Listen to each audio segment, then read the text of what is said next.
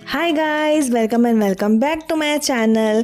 तो पिछले व्लॉग में तो आपने देखा था कि हम देखने वाले थे ताज महल, और जो हमारे सामने चल रहे हैं वो सारे हमारे ग्रुप के मेंबर्स हैं जिनके साथ हम गए हुए हैं आगरा।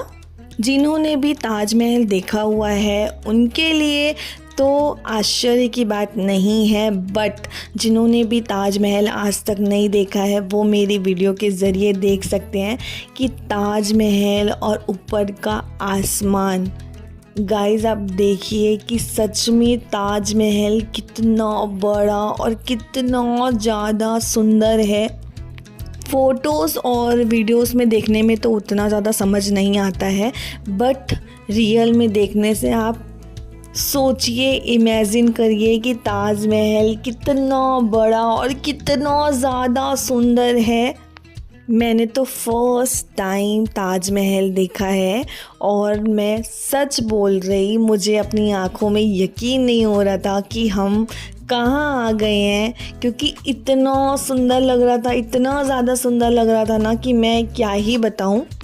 मेरे पीछे आप देख सकते हो कि यहाँ पर पूरा क्लीनिंग हो रहा है। जहाँ पे पानी भरा रहता है तो पानी को खाली करके पूरा अच्छे से वॉश किया जा रहा है। ताजमहल के बारे में तो हम बचपन से सुनते और पढ़ते आ रहे हैं। आप सभी लोगों को याद होगा कि हमारे क्वेश्चन में भी ऐसा रहता था एग्ज़ाम में कि ताजमहल किसने बनवाया था, तो हम हमेशा लिखा करते थे ताजमहल शाहजहां ने बनवाया था। आप लोगों को तो सबको ज़रूर याद होगा, क्योंकि ये ऐसा क्वेश्चन होता है जो इंसान कभी नहीं भूल सकता है। तो मुमताज़ की याद में शाहजहां ने बनवाया था उनके लिए। और ये ताजमहल ना एक मकबरा है, और ताजमहल देखने के बाद ही मुझे समझ आया कि ताजमहल को 7 अजूबों में से एक अजूबा क्यों कहा जाता है।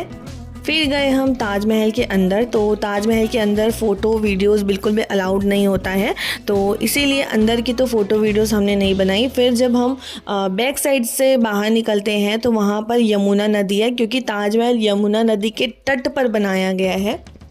चलते चलते हम और हमारे सारे ग्रुप वाले बहुत ज़्यादा थक गए थे, तो हम थोड़ी देर के लिए यहाँ पर आराम से बैठ गए थे।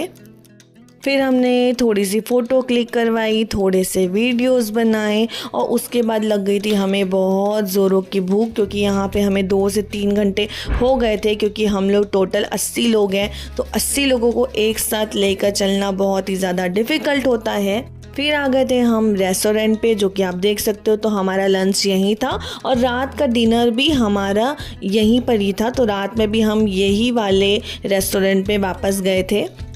एंड गाइस, मैं सच बोलूँ कि जिन कंपनी ने ये टूर प्लान किया है और जो सर सारा कुछ मैनेज कर रहे थे, मैं उनको बहुत ही ज़्यादा थैंक यू बोलना चाहूँगी, क्योंकि उन्होंने इतने अच्छे से सबको ट्रीट किया है, सबकी हर छोटी छोटी चीज़ों का ध्यान रखा है। कहीं पर भी किसी को कोई भी चीज़ की प्रॉब्लम नहीं हुई है। इनफैक्ट एक बॉटल पानी की भी दिक्कत नहीं हुई है, वो भी हर किसी को उनके बोलने से पहले ही मिल जाती थी।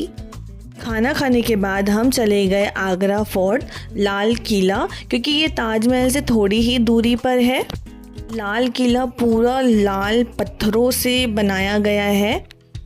यहाँ भी हमें घूमने में 2 से 3 घंटे आराम से लग गए, क्योंकि ताजमहल से ही हमारे साथ एक गाइड थे जो कि हमें ताजमहल के बारे में पूरा बताए। उसके बाद आगरा फोर्ट के हर छोटी छोटी चीज़ों के बारे में हमें बताते हुए चल रहे थे। अगर आप कोई ऐतिहासिक जगह पे गए हुए हो और आपको उसे बहुत ही अच्छे से देखना और समझना है, तो गाइडेंस की बहुत ही ज़्यादा ज़रूरत होती है कि गाइड हमें सारी जानकारी देते हुए चलते हैं कि कहाँ पर क्या हुआ था, कब हुआ था। तो इसीलिए हमारे गाइड हमें हर जगह की पूरी जानकारी देते हुए चल रहे थे। आगरा फोर्ट देखने के बाद हम फतेहपुर सिकरी भी जाने वाले थे, बट हुआ ऐसा क्योंकि हमारी जो ट्रेन थी वो सुबह 4 बजे आगरा पहुंची। फिर 6 बजे हमने होटल में चेक इन किया और उसके बाद 8 बजे हमारा ब्रेकफास्ट था, तो हमें बिल्कुल भी टाइम नहीं मिला कि हम थोड़ा सा भी रेस्ट कर पाएँ। बजे तक के ब्रेकफास्ट करके हम ताजमहल देखने के लिए निकल गए। फिर वहाँ से हम लंच करने चले गए। फिर अब हम आगरा फोर्ट आ गए हैं। तो 4 बजे का टाइम तो ऐसे ही निकल गया था।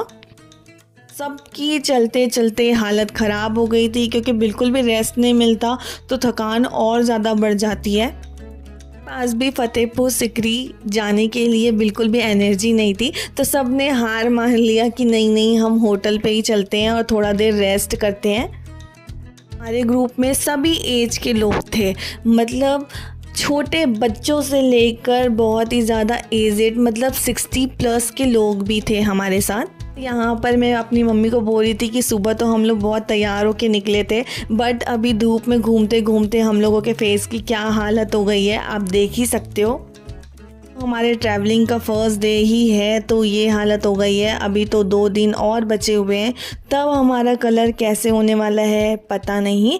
और आगरा फोर्ट से ताजमहल सामने ही नज़र आता है, जो कि आप देख सकते हो कि सामने ताजमहल दिखाई दे रहा है। होप गाइस कि आपको आज का व्लॉग अच्छा लगा हो। अगर अच्छा लगे तो प्लीज़ मेरे चैनल को सब्सक्राइब ज़रूर कर देना। नेक्स्ट व्लॉग में मिलते हैं। Bye guys.